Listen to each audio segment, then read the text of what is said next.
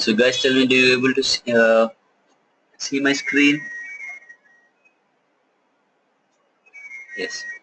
So what we have done, we have created an instance and also a database. Database is nothing but RDS instance. And that RDS instance, that database, we are actually trying to connect through our EC2 instance.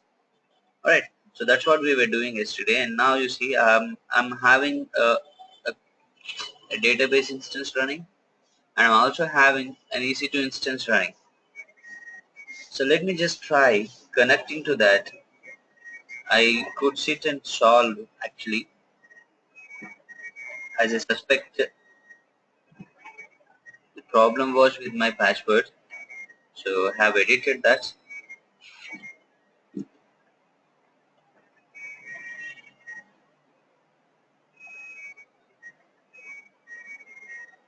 So we got PHP and let's see,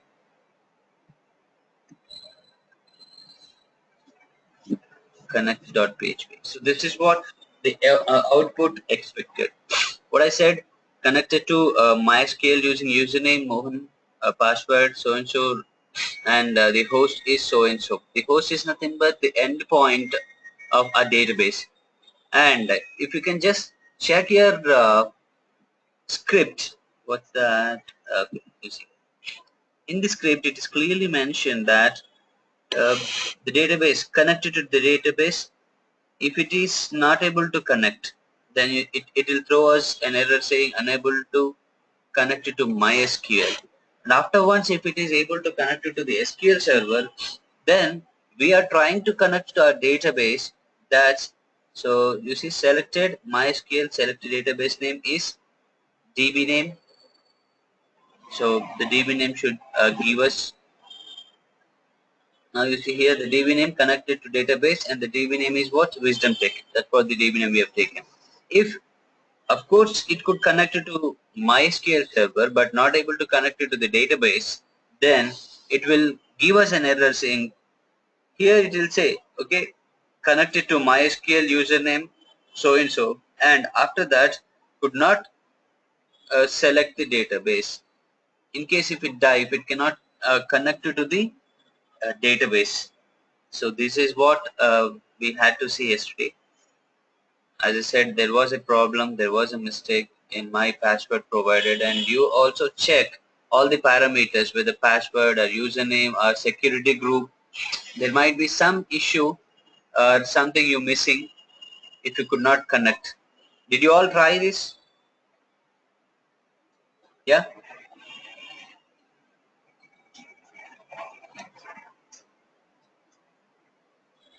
So who and all have got it? I mean, like, could able to connect to the database.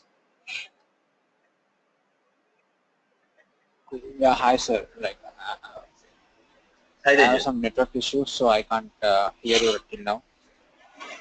So you could not connect to it. I mean, like, you could not do it. No, I send you the screenshot. I got it. Okay. So I And did with yeah. I did with a single security group, sir. I added the only one security group to the database and to the instance, so it worked. Okay. Okay. It worked. It came. Yeah, it worked. I send you the screenshots too. Okay. Okay. That's fine. That's fine. Yeah, I got it. Fine. So did you take only the 3306 port number you enabled on that, right? Yeah, I just enabled in my single security group. I just did it. Okay. Okay. So Srikanth, you also just go through and check what's missing in that. There might be a security group issue or the details you have given in the database while you create the database. Somewhere you are missing, I guess. Rajita, what error you got? Okay, okay. You could finally able to connect to a PHP page. Okay.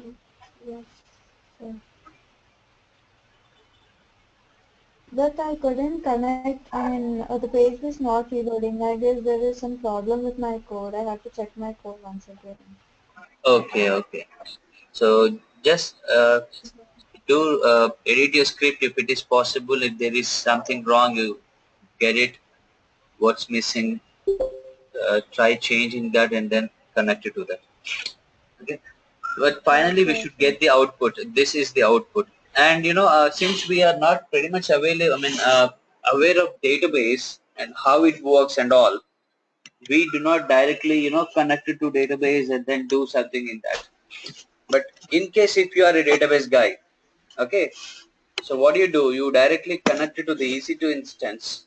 From there, you try to access this and create your own data. Database tables, queries, and all. Okay. So whatever we have done here is in terms of AWS point of view. In case if you go to what an interview and somebody asks you about database and all, you just openly tell them that you are not much aware of database and all, and in terms of AWS point of view, you can just create a database or you can just create an EC2 instance with PHP, MySQL installed in it, and then provide to the particular concerned person. But say that you are aware how to create a database and how to connect to that through EC2 instance. And make sure you remember that whenever you create an RDS instance, you will only get the access to application but not OS level, which means you are not able to connect to that RDS instance via port number 22, which means SSH or RDP. You cannot do that.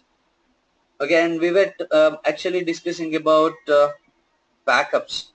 Okay, so now you see when you say backups, we have a uh, running database or database instance created in our environment, maybe in one of the regions, either of the regions, that's city, that's fine. Okay, but yeah. See, what I did yesterday was, since there was a change in the password, I could not connect it to that. I just clicked on the database. Okay, if you wanted to change something in the database, go to instance actions.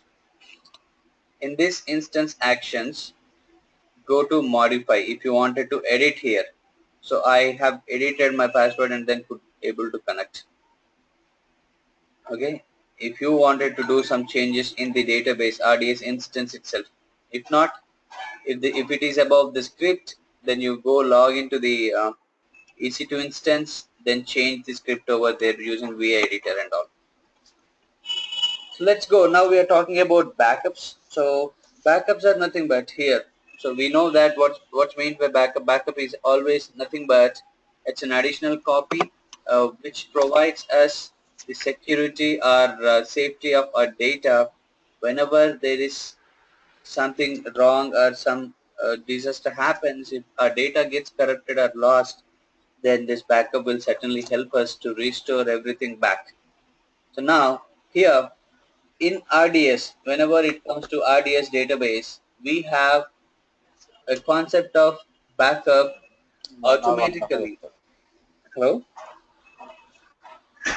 Sorry, sir. Okay, okay. So the concept of backup we do have here about the database, because database is really very crucial.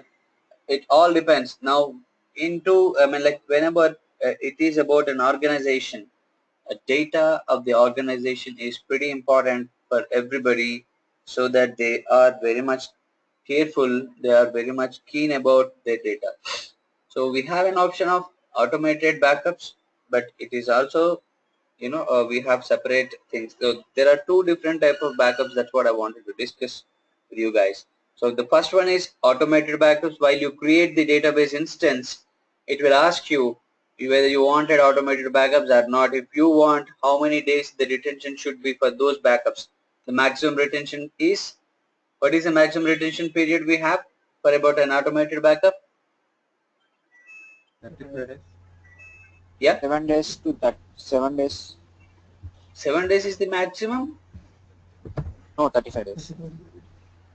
Yeah, 35 days is the maximum. Yeah. So 35 days is the maximum retention period we can have, and 7 days was the default we have selected. And the minimum is 1 day. If you do not want automated backups to be taken, then you just mention 0 over there so that the automated backups will be disabled. And apart from that, we do have another type of backup, that's database snapshots.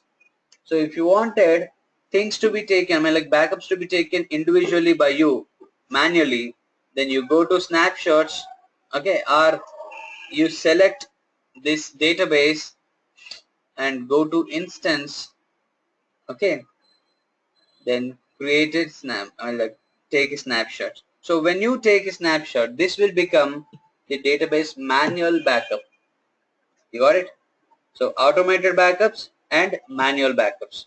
You wanted to take manual backup on your own whenever you wanted, then you will be selecting the database, respective database, and then go to instance actions. In that, you can just do that, like, take snapshot. When you take snapshot, it will automatically go create a snapshot. But what you have to do is you have to mention a DB snapshot. Like what I'll do, I'll just give the same name with some tech.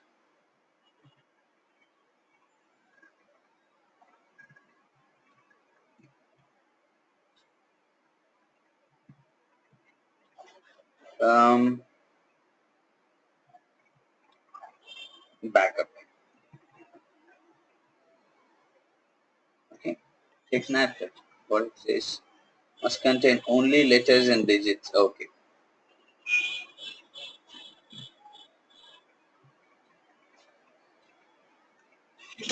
Now you see, it has taken us to the backups. We have 3 automated backups because we have created our database day before yesterday. So 3 automated backups, and if you can just check here, these 3 are automated, and the one which we have taken just now is a manual backup. So this is how you take the backup. Fine, let it get ready. And as we discussed, there are 2 different type of backups. One is automated and the other one is database snapshot. The first one, Sir, if you automated. delete the database, Yeah. if you delete the database, the backups will automated backups will be deleted or no, sir? Will be deleted. Will be deleted. Okay. Did you try that? Yeah, I deleted my database, but I didn't check in the snapshot. For the automated backups. Yeah, will be. Okay. So now you see. But the thing is, now let's discuss about these 2 things, automated and snapshots. So what happens is automated backups will allow you to recover database to any point in time, okay, within a retention period. How long these backups are available within that retention period. Now here, for example, we have taken the retention of 7 days.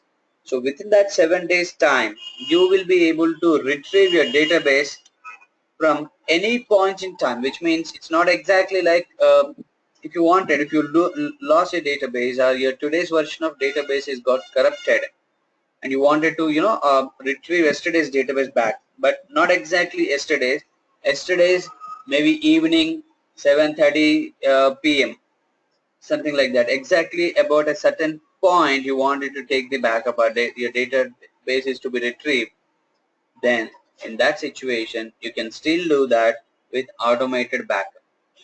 And as I said, retention period can be 1 to 35 days, and it takes full daily snapshot.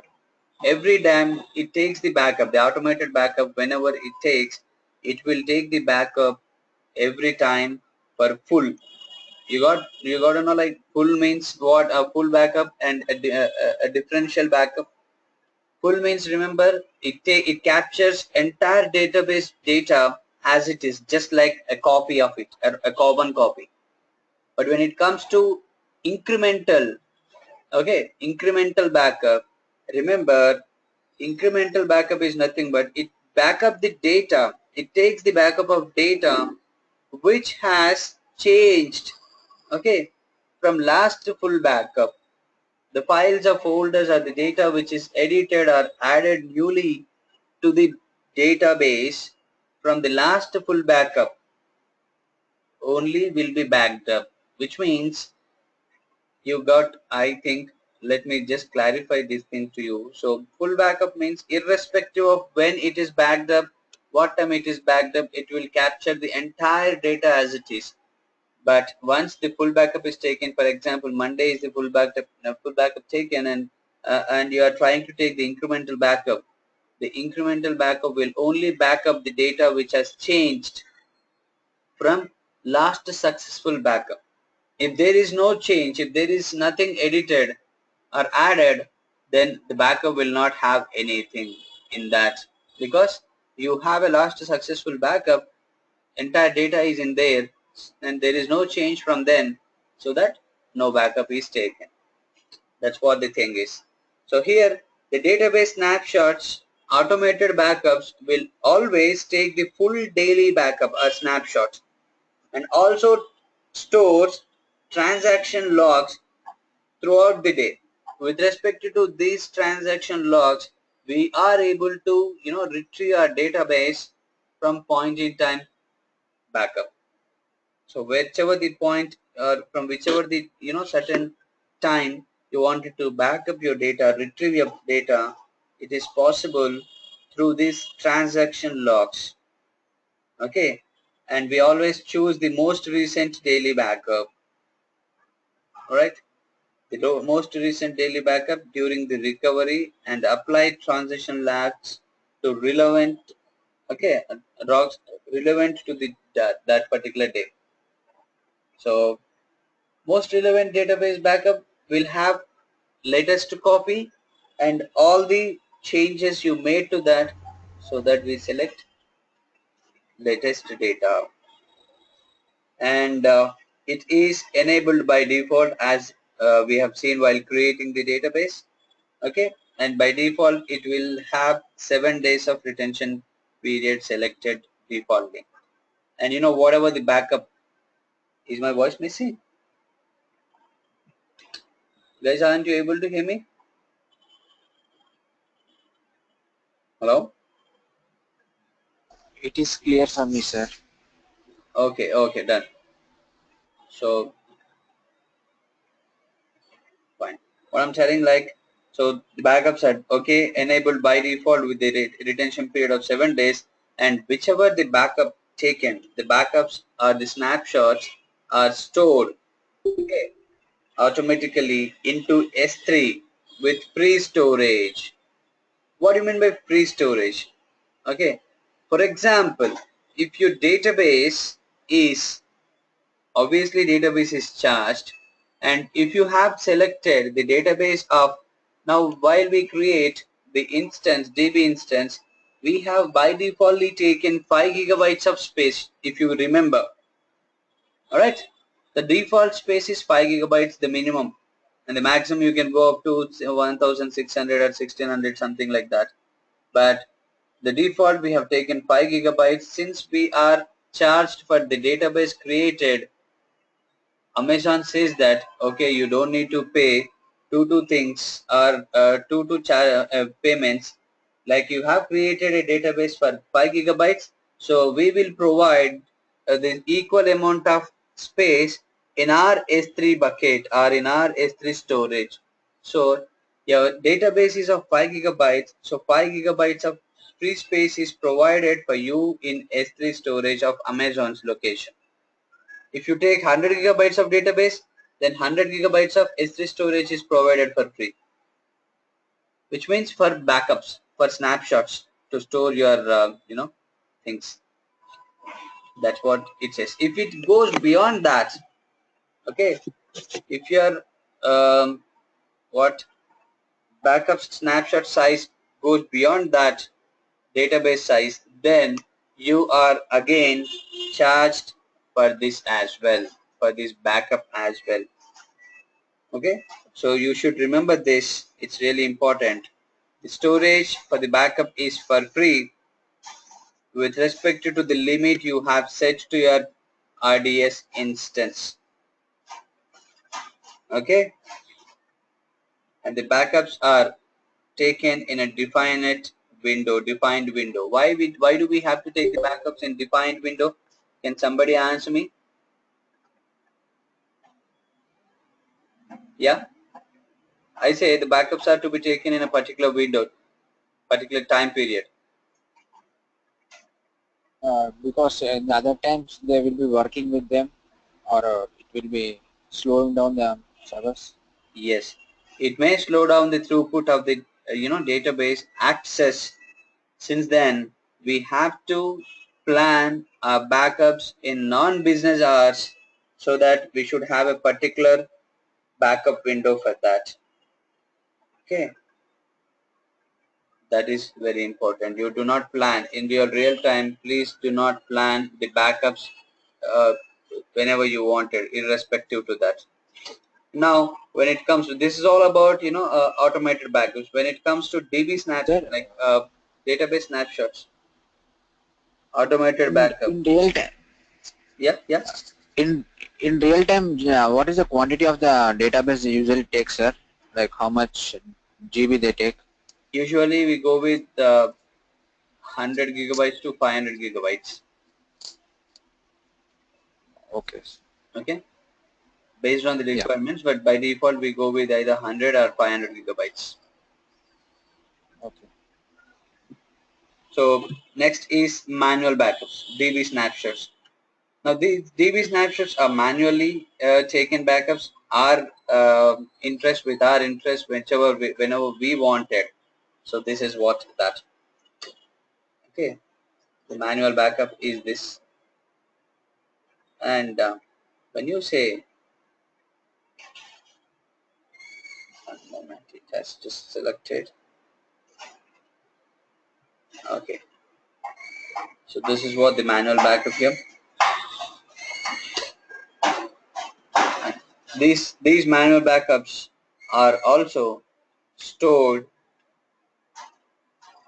okay, even after your original RDS instance is deleted. That's what size point. The only challenge is, okay, if you take the manual backup of your database, it will stay with you, whereas automated backups will not stay once you delete your database. We will check that now by deleting our database. Okay, the automated backups will automatically delete once your database is deleted, but whereas the manual backups will stay back with us. Are you clear with that? And when the DP database is restored from automated backups or manual snapshots, whatever it is, okay, it will be with a new RDS instance, and that will be provided a new endpoint. It's not that you retrieve the database somewhere and then you use that somehow. It is not possible. Whenever you try to retrieve your database, okay, you wanted to retrieve your database, you must have to create another new instance. Let's see now this way. Now what I'll do, I've selected this automated backup which we have, which is taken just today. It's not today, okay, yesterday. So what I'll do, I'll try to restore the database, this database. When I say restore snapshot, okay, see, it is asking me, it is by defaultly taking me to backup, create an RDS instance by defaultly, which means, okay, you can either change its DB size, like instance type. That is the possibility you have with respect to that. You wanted multi-AZ to be selected, you can do so. Everything you can change. That is the usefulness with respect to restoring a database from your snapshots, which means you can set everything. It's like creating a new database, but the data, your original data, will reside in that as usual. A normal database when created for the first time will not have any data in it, but when you create a snapshot, I mean like a retrieval of a database, existing database, you can change all of its parameters and can also have your data safe in that. So it's like a new database with a new endpoint created. But you remember, when you try to restore your database from snapshots, it will restore the entire database as it is, full database. As I said yesterday, if you wanted to restore a point in time database, what are you supposed to do? To restore a point in time database, okay, we will see that just little later. We'll just complete all the parameters here, what and all we can just do. Um, I'll tell you.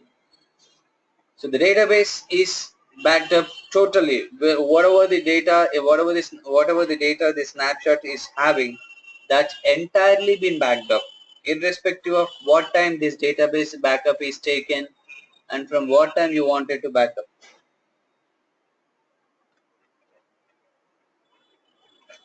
A full copy of that is backed up. Then migrate this snapshot. You also have this option, which means it will be migrating to the higher version, whichever the other version you wanted. Okay, the DB engine now is migrated to DB engine Aurora. And actually we have created the database with respect to MySQL, but now it is migrating to Aurora. So you wanted to migrate it to Aurora, you can still do that. I'm not doing it. I'm just trying to show you guys. And copy snapshot. What is this copy snapshot? You wanted to create this database in other region. Now actually we have created this database in Sydney region, but from Sydney region, if you wanted this same database or this database itself to be created in other region, then you can just do that by copying your snapshot into other region. Here this will allow you to copy this into other region. Copy, and you mentioned DB identifier, okay, the new DB snapshot identifier name over there. Then automatically you will be able to create your database, your existing database into other region, and you wanted encryption or not, so all that can be selected. Okay, so this is what copying snapshot will help us. Now let's go and see what is point in time backup. Okay, so now this is the database, the database backups, the backup of database we have with us. Now I wanted to backup or restore this database. Okay, I wanted to see the log can be seen here, reset master credentials. I did it, and after that backup is taken, finished back a DB instance backup of all that, and log. Now when I say point in time backup, you go to instance actions, selecting the DB instance, and say that restore to point in time, which means the point in time restoration allow you to back up your data or restore your data from a certain point, from a particular point. Now it's using use latest restore table time as it is. If you do not wanted that, you can customize your restore table to what month. I'll just say June. Okay, from yesterday we will take the backup. Okay, June 16, 2016. What time you wanted to backup? Like I said, if you just restore the database from the snapshots directly, it will restore entire database as it is, irrespective of the time, what time it is backed up and what time data you wanted. But here you can choose, okay, for example, I say 8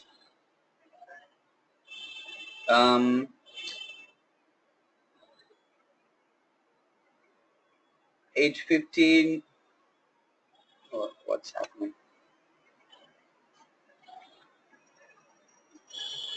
8:15 and seconds you wanted, you can just set, or maybe 18, I think 18:15 hours. Okay, so this means point in time. If you wanted your database is restored from a certain point, from a particular point in time, it's nothing but from a, like you see, your database was working very fine, pretty much fine, but don't know all of a sudden what happens to that. The next moment, the very next moment, it has got corrupted. Okay, or you worked with your database, it's working fine today, for today, and tomorrow when you come and just try to do something with that, it's not working fine. Something wrong, something went wrong, so it's not working fine. So what you decide is you wanted to retrieve your database from the point you was able to connect to it, or from the point it was fine for you. So till now with that you will just get exact copy of what you want. We don't know in the snapshot what it is having, what it is, what data it is backed up, because based on its schedule it will back up the data. But the snapshot, whatever the data it is backed up, if it don't work for us, so this point in time backup will work us, will help us. And how is this possible? The point in time backup is always possible with respect to the transaction logs stored. Okay, so with this it will help us. MySQL is the DB engine general purpose license model is that you wanted, you can just extend your DB instance class. Multi-AZ, you wanted multi-AZ, you can just go with that. Okay, let's try, let's go create a restore instance. DB instance identifier, what I'll say, wisdom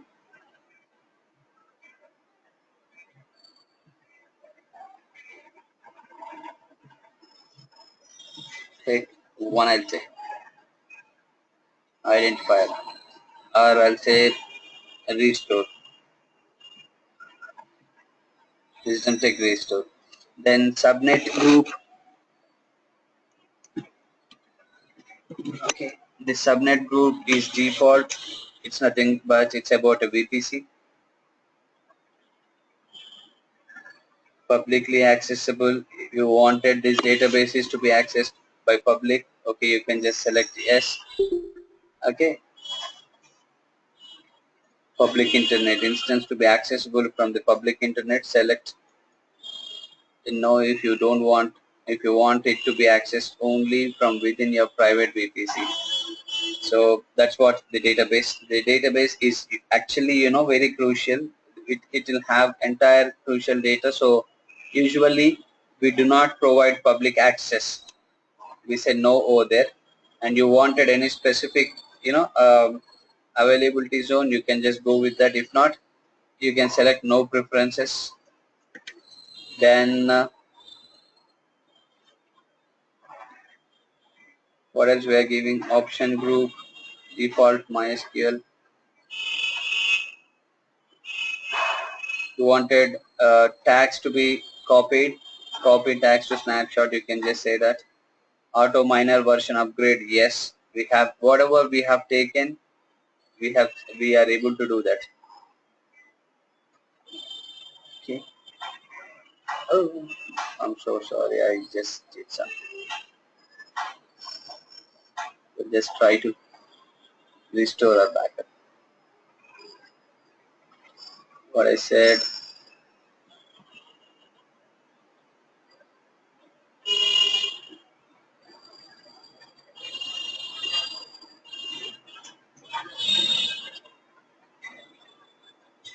Sir, we are restoring the backup, this thing, right, sir?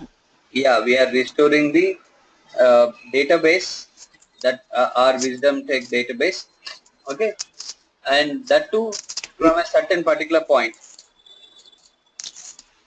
Are we doing from automated backup or manual backup, sir? it will by defaultly take with respect to the transaction logs available. We have not selected Okay. any snapshot here. Remember, Okay. Yeah. we have selected the database and restoring it from point in time. Point in time. Yeah. Okay. So So when it is point in time, by default it take. yeah, by default it will take with respect to the transaction logs available, because it will find the suitable backup for that based on the requested time. Now we have mentioned 18 hours 15 minutes, and that to yesterday's date. So it will check in Yeah. yesterday's date what is the type of backup available and the transaction logs available for that backup. From that it automatically fetch the data. It's like select the restore and then uh, perform the restoration. So here we have not provided or mentioned any particular snapshot. Directly we are just assigning the time from what time we wanted our data to be restored. Our database is to be restored. I just wanted to show you this because it will again provide you a new, if use latest restore time is not true, the restore time parameters must be specified. Oh, I think I have not mentioned the date.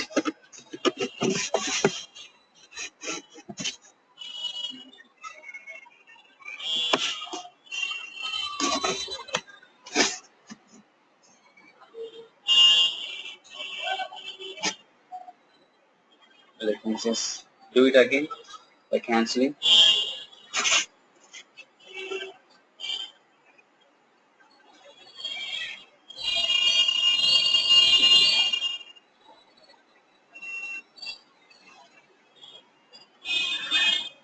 Today maybe 16, 20.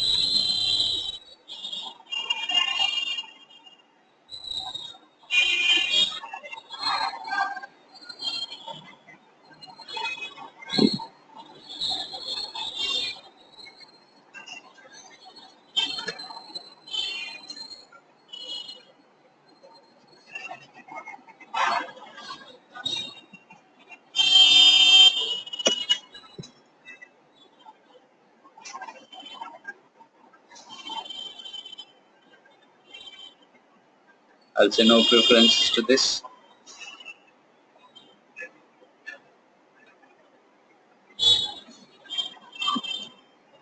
Okay, now it will allow me. Fine, see, it's creating the database.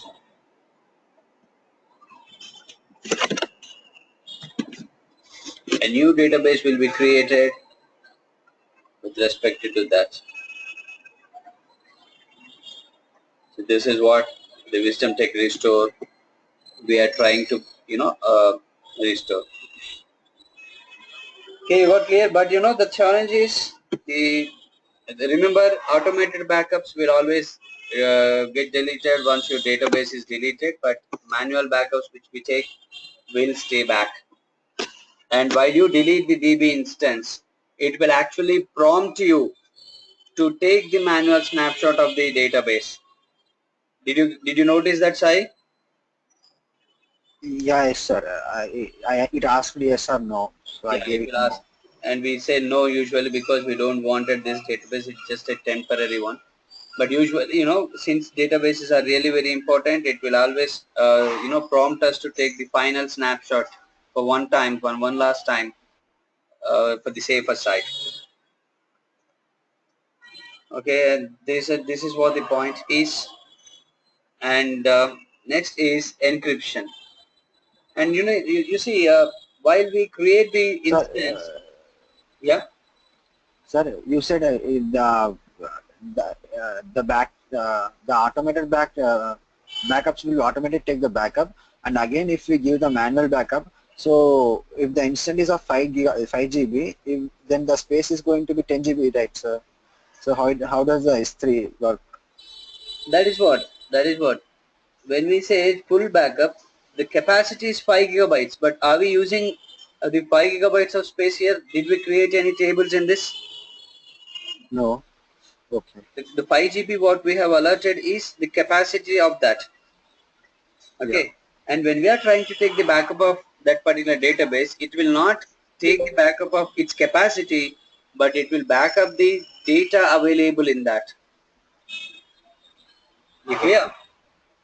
Yes. So you go to snapshots. Okay, we'll go to dashboard and see.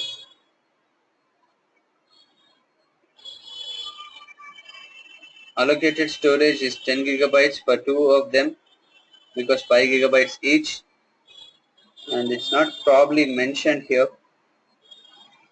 but it will be lesser than that. Go to snapshots.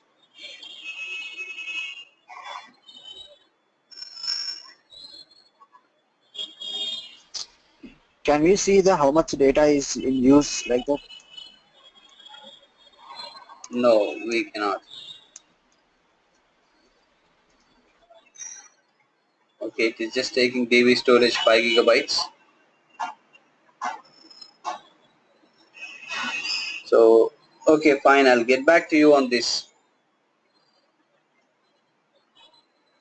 Okay. Usually, it has to take the data backup of the data available in that, the data which we create in that. But it is just showing 5 gigabytes of DB storage. So probably it is actually capturing the entire database with its capacity, I guess. I'm not very sure with this. I'll just get back to you on this. But what actually happens is, as per the doubt is concerned, only 5 gigabytes of storage is free for us. But if it goes beyond that, then even for the storage we are charged. Okay. Okay, sir. So for the storage also we are charged. And now encryption. So as we say, the database is really very important. We also need to worry about the encryption here because the database is very crucial. But you see, the encryption is not possible for all the free tier eligibility things. If you go with free tier eligibility databases, then we have to encrypt the database at the rest in our endpoint. So in our side, client side, and then upload into that encryption at rest, and that is supported for MySQL, Oracle, SQL Server, PostgreSQL, and MariaDB. Encryption is done using AWS Key Management Service KMS like S3. We have discussed encryption and all similar to that. And if an RDS instance is encrypted, the data stored at the rest is also encrypted by default. Okay, so remember, once the database instance is encrypted, the data stored at rest will also be encrypted. Encryption on an existing DB is not at all possible. Now you see this database is already created and you wanted to encrypt this database, it's not possible because it's already created. And what if you wanted this databases to be created? Better you take the snapshot, and from that snapshot you create another DB instance, and while you create the DB instance, you have to select encryption there, but it is not possible to encrypt an existing database at any point in time. Okay, and creating a new database instance to encrypt existing is the only possible solution available. So now, just to see, as I said, the encryption is not actually possible for the free tiers one. I'll show you while just trying to launch. I'm launching another new instance. Let's go with the MySQL only. I was talking about Oracle. If you just take Oracle engine, it can, you Sir, can just, yeah. for me, when I creating the engine, there is no Amazon Aurora. What is the region you have selected? North California. North California. Maybe in that region it is not available. One moment, I'll just close the door.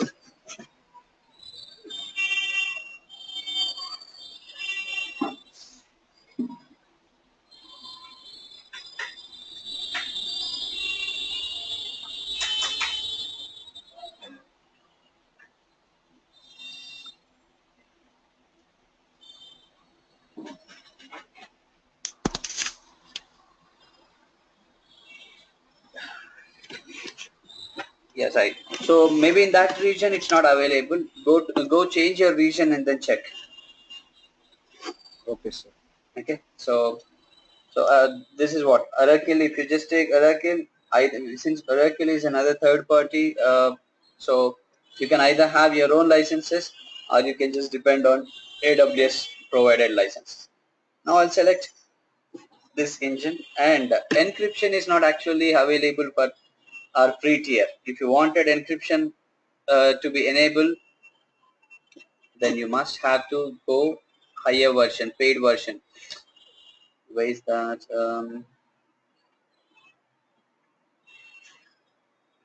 Okay, I'll just do something. I'll provide all of this DB instance class, T2 micro. In the next tab it will be no, I'll say. Okay, let it be general purpose SSD. Then I'll say Wisdom Tech 1. I'll just copy everything as it is.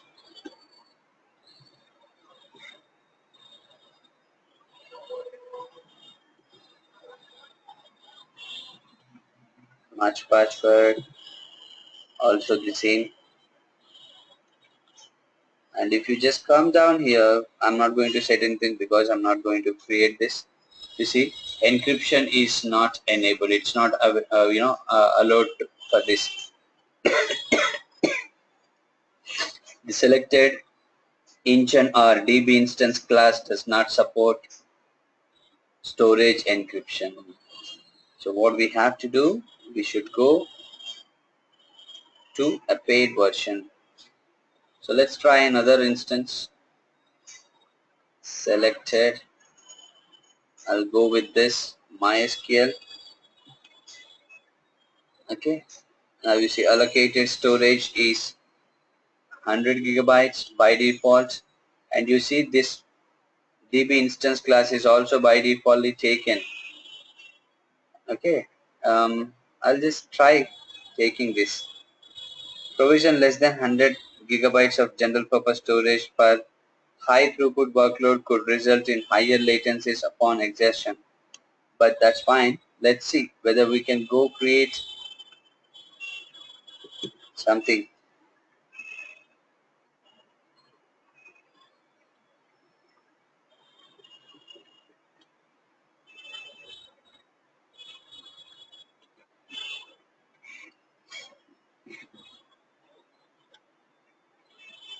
It's still not possible because the DB instance class we have taken, which is for free tier eligibility. So go to previous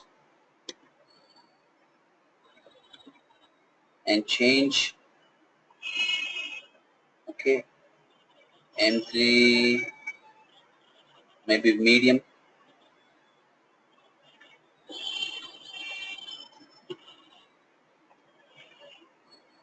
So this is how you actually have to test. Now you see encryption is enabled. You can either choose no, you don't want, or you want yes. If you take yes, the encryption is now done using a master key that is provided by Amazon. Amazon provided keys. So with this AWS or RDS master key, which is a default one, it will be encrypted. And this master key should be owned by you people, and whenever you wanted to decrypt it, you should provide this to them. Okay, and the account ID is mentioned, default master key that protects my RDS database volume when no other key is defined. Description is that default. So this is what the possibility that when you are trying to, So should we save the account and key ID, sir? which one? Should we save the key IDs? Yeah, that those keys are to be provided to us and we should manage them. We ourselves should manage that. Okay. So this is what about the encryption. And now we also have to speak something more about read replicas. That's what we were discussed. So read replicas, you again have to go to instance actions and select create read replica. What do you mean by read replica? They are actually read-only copies. Read replicas are nothing but, remember, it is not a new database. Okay, it is just a read replica or only a copy of production database. It uses asynchronous replication. It replicates the entire data as it is. Copy the exact database. And read replicas can have read replicas. Read replicas to the read replicas. It's nothing but, you see, you have one database created. When people are trying to access the database, you create read replica so that the database load will be distributed to all these original database and then replicas. So people will be able to action are able to access it very finely. And it's not only that you create replicas from an existing database, but it is also possible that you create the replicas from the replicas available. You getting my point? Am I clear with this? Read replicas can have read replicas. Yes. So you can have up to 5 copies or 5 read replicas of main database. Okay, this is the limit you have to remember. So for each database, you can have up to 5 read replicas for a main database, and replicas to replicas you can have again. Then read replicas are actually used when main database has heavy workload, as I said. Okay, and read replica databases are MySQL Server, PostgreSQL, MariaDB. Only for these 3 engines the read replicas are supported, which means you can create read replicas for only these 3 DB engines. It actually do not support SQL Server or Oracle servers. For MySQL, MariaDB, and NoSQL. MySQL, MariaDB, PostgreSQL, Postgre. Okay, it's not Sir, like supported. Yeah. if we change anything in the database, so the read replica will also change, or we should again do Yes, the read it will be replica. replicated. It will be replicated. That's what I'm saying, right? Read replicas are asynchronous. Asynchronous in the sense, automatically whatever the changes you make, like we have seen something, right? You are S3 bucket replication, cross-region replication.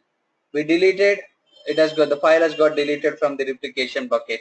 We have added something, it has added something. So asynchronous, whatever the change you perform, whatever the change you do, you make to the original database, the same thing will be, applicable or happened to the replicas as well. So that's what asynchronous replication means. The exact copy is maintained. Okay. Then read replicas are actually used for scaling but not for disaster recovery. If there is something wrong, if your database got corrupted, these replicas will not be helpful for you to restore your data, because read replicas are just the copies of your original database but not the databases. So you cannot recover anything from these read replicas only for scaling it is used. Scaling is nothing but to share the load when original database is having heavy workload on that. Okay, and we must have turned on automatic backups in deploy a read replica. Okay, you wanted read replicas to be created, then to the original database we have to enable automatic backups, and these read replicas can have up to 5 read replicas, as I said, for any database. Each read replica will have its own DNS endpoint. Okay, this DNS endpoint, and we cannot have read replicas that have multi-AZ turned on. Okay, which means a simple thing. For suppose your database is having multi-availability zone enabled on that, and you are trying to create a read replica of that database. In which availability zone it should create this read replica? That's first confusion. And the second thing is, you already have selected multi-AZ so that multiple databases are available. It's already replicating one database to another database. If something happens in this original database, then same thing is replicated into another availability zone database. So you have simultaneously two databases of same type in two different availability zones. So the load is shared automatically between them. In this point, okay, when already have a multi setup, why do we need another read replica to be created for that? Does that make sense? Yes, guys, you got that point? Actually, your voice was cutting, sir, so I can't hear it. What I'm saying is, read replicas, we cannot have read replicas for the databases with multi-availability zone, multi-AZs is enabled. Okay, it's because you already have a multi setup, so we don't think read replicas are necessary in that situation. And when you are trying to create, there is a confusion that in which availability zone the read replicas are to be created. That is what I'm trying to tell you. You able to hear me, Yes, guys? sir. Yeah, Yes, sir. Yeah, yes, sir. yeah, fine, fine, thank you. So that's what my point is. And the next is, okay, we can create read replicas of multi-AZ source database, read replicas in second region for MySQL and MariaDB only. If for suppose, okay, um, what I'm saying, what I'm trying to tell you is, if you have multi-AZ is turned on, okay, the original database will not have the, we cannot have replicas, but we can create read replicas of the other source database, the other availability zone source database. For that we can create, but read replicas in a second region are only available, are only supported for only 2 DB engines. That's nothing but MySQL and MariaDB. In the second region, when you are trying to take the replica, it's not suggested for PostgreSQL.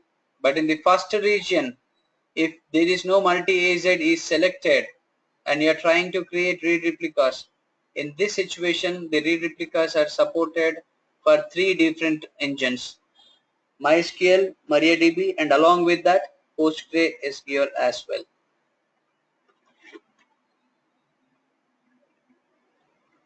Okay, so this is what a little information about read replicas. And remember, read replicas are only helpful for scaling the databases, but not useful for recovery.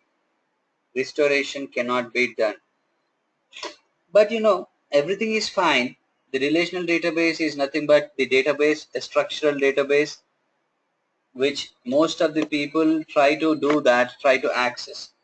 But the scaling up of database, not read replicas I'm talking, the scaling up database is nothing but, if you have, now for example, we have created a database of 5 gigabytes.